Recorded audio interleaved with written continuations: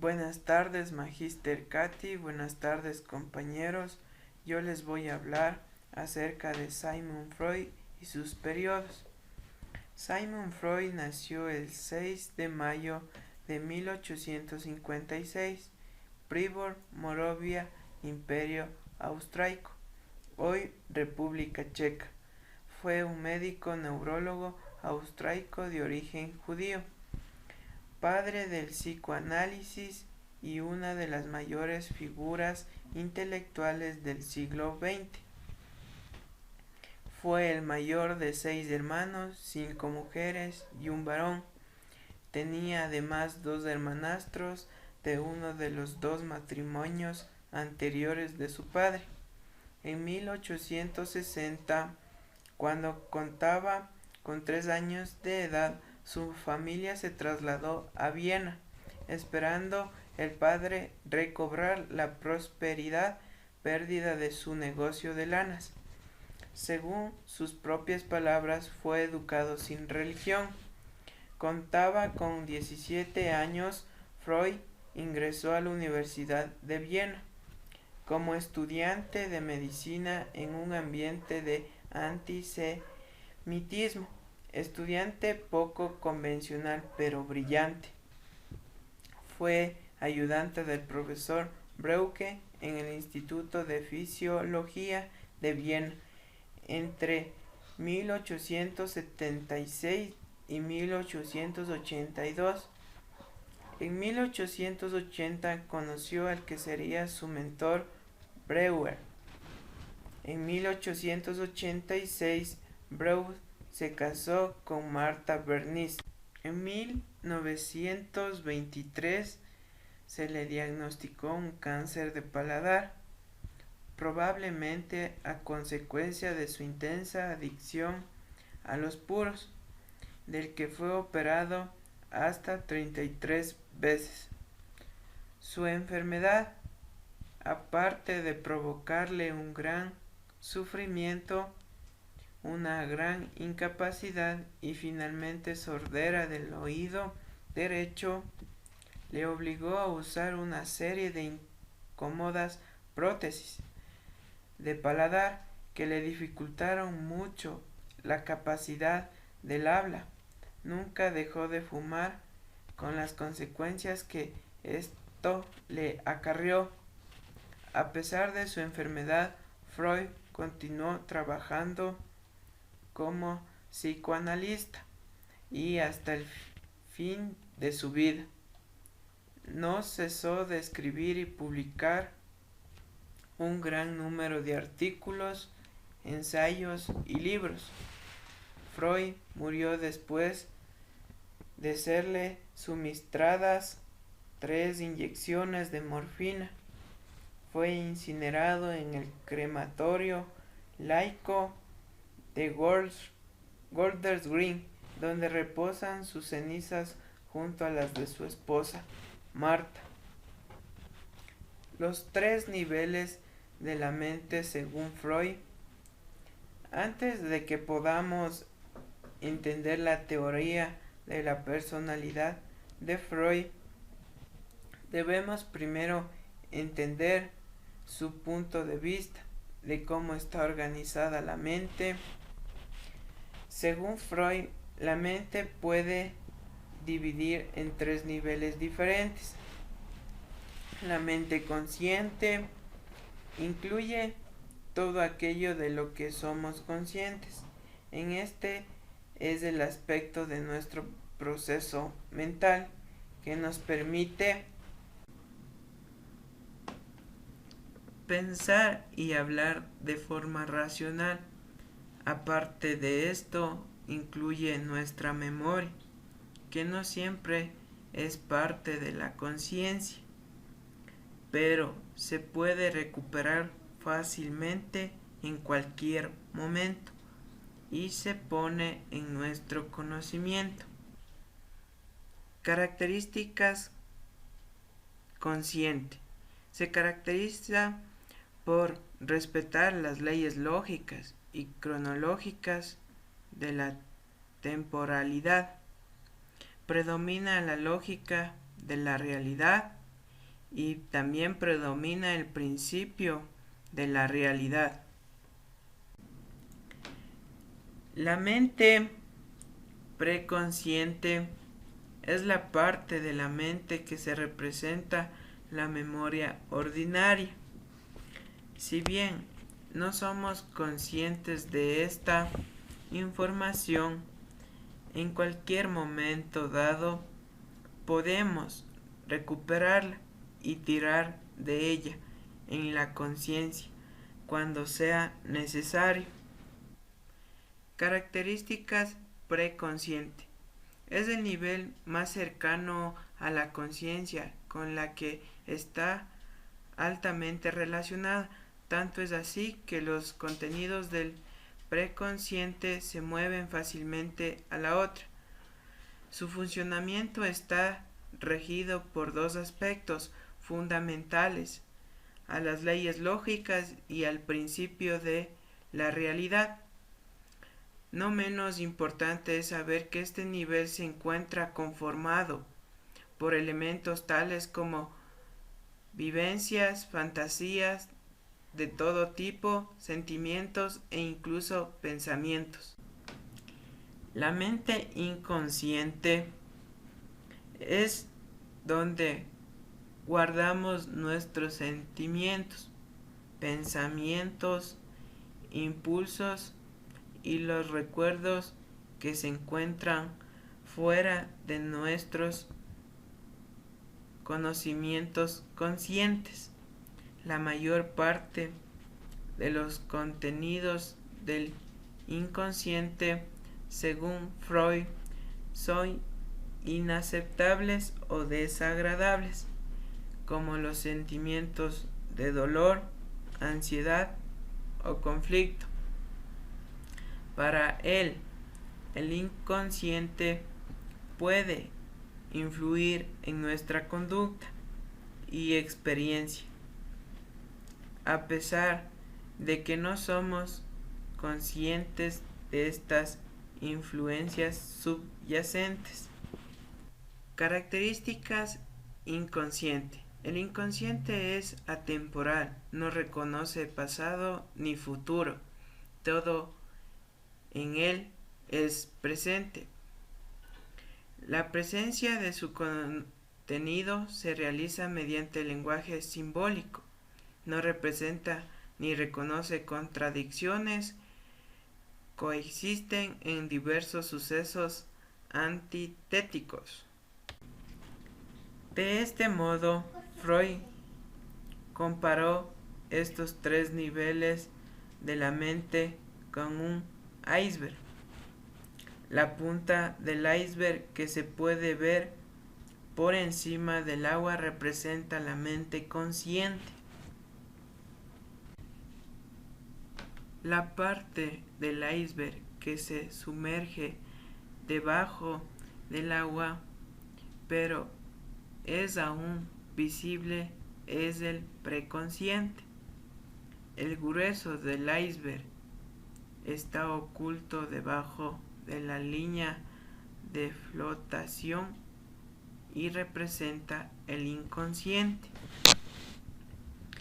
¿En qué consiste el helio, el yo y el superyo? Cada persona posee también una cierta cantidad de energía psicológica que forma las tres estructuras básicas de la personalidad: el helio, el yo y el superyo. Estas tres estructuras tienen funcionamientos diferentes y actúan en distintos niveles de la mente.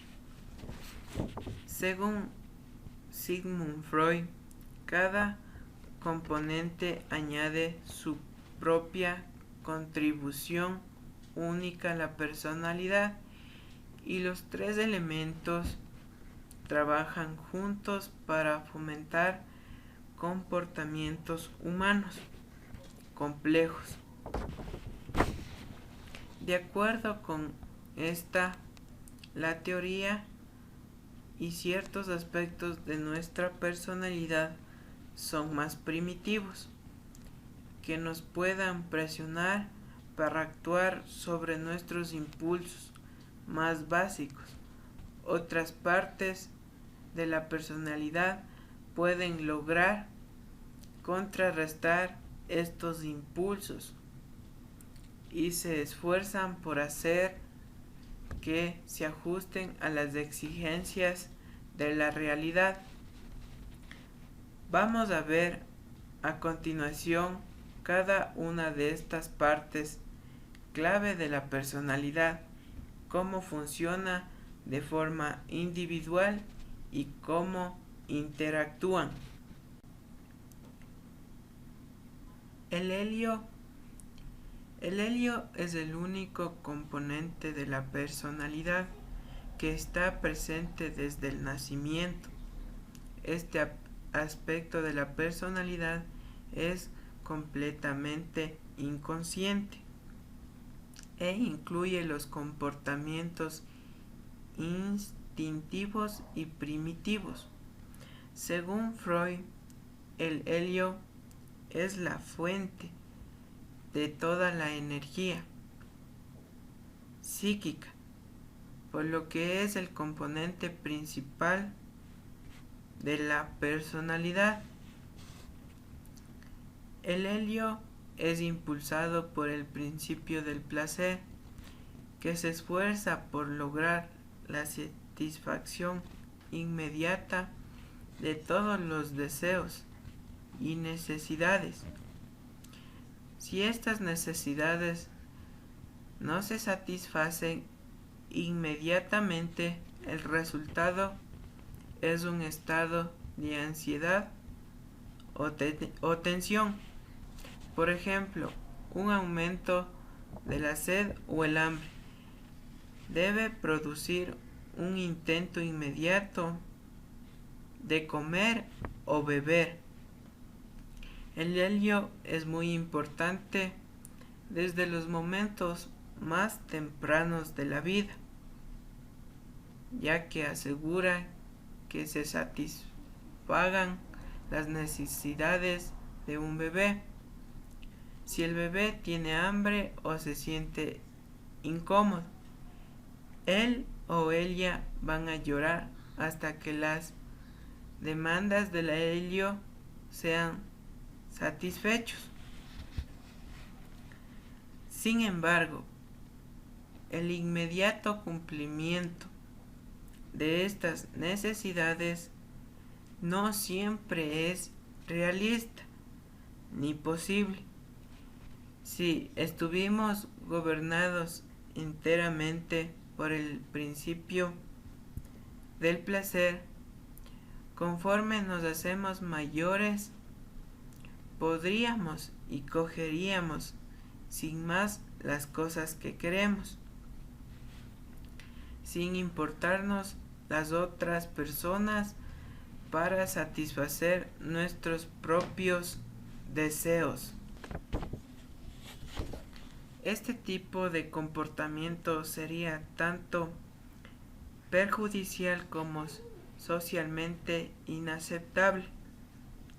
Según Freud, el helio intenta resolver la tensión creada por el principio del placer a través del proceso primario, que consiste en la formación de una imagen mental del objeto deseado como una manera de satisfacer la necesidad. El yo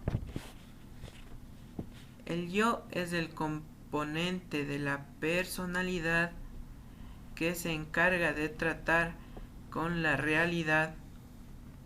El yo se desarrolla a partir del helio y asegura que los impulsos del helio puedan expresarse de una manera aceptable en el mundo real.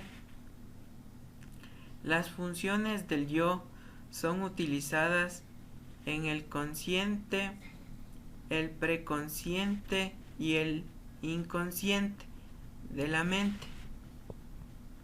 El yo funciona basándose en el principio de la realidad que se esfuerza por satisfacer los deseos del helio de forma realista y socialmente adecuada. El principio de realidad supera los costos y beneficios de una acción antes de decidirse a actuar sobre los impulsos o abandonar. En muchos casos, los impulsos del helio pueden ser satisfechos a través de un proceso de retraso de la gratificación. El yo finalmente permitirá el comportamiento que busca el helio, pero solo en el lugar y el momento adecuado. El yo también descarga la tensión creada por los impulsos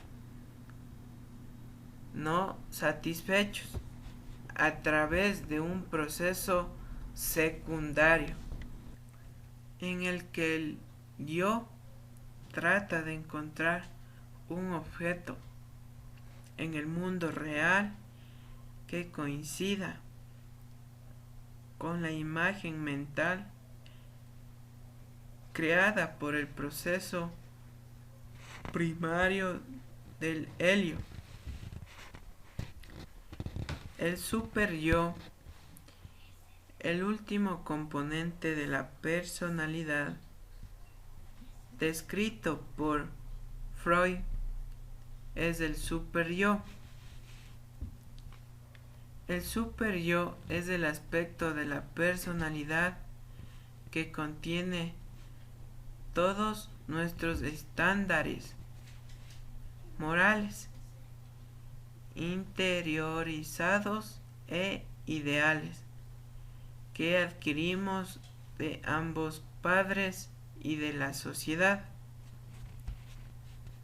Nuestro sentido del bien y del mal, el super-yo nos proporciona directrices para hacer juicios. El super-yo comienza a surgir en torno a los 5 años. Existen dos partes fundamentales del super-yo.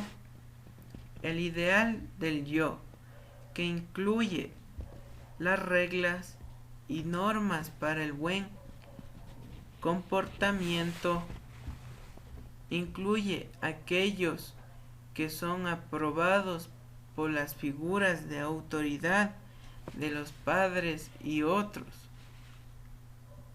Aquí se encontraría los sentimientos de orgullo, valor y logro. La conciencia, que incluye información acerca de las cosas que son consideradas por los padres y la sociedad. Se trata de comportamientos que a menudo están prohibidos y dan lugar a malas consecuencias, castigos o sentimientos de culpa y remordimientos. El super-yo actúa para perfeccionar y civilizar nuestro comportamiento. Trabaja para suprimir todos los impulsos inaceptables del helio y se esfuerza por hacer que los actos de yo se encuadren en las normas sociales más que en el principio realista. El super yo está presente en el consciente, preconsciente e inconsciente. Según Freud, la clave de una personalidad sana es un equilibrio entre el yo, el helio y el superyo. Muchas gracias por su atención. Espero que les haya agradado.